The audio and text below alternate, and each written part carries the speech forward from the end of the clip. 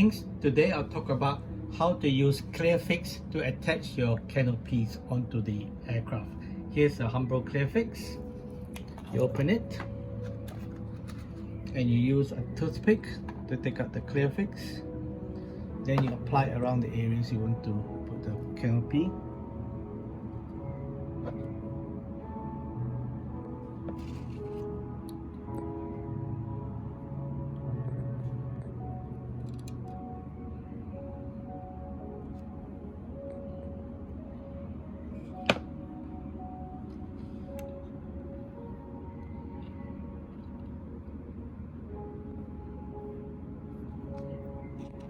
And then you attach your canopy.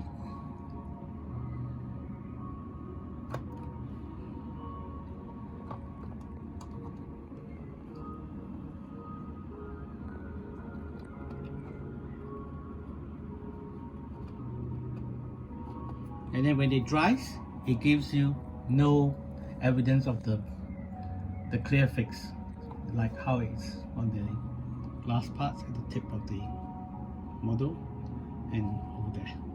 Thank you.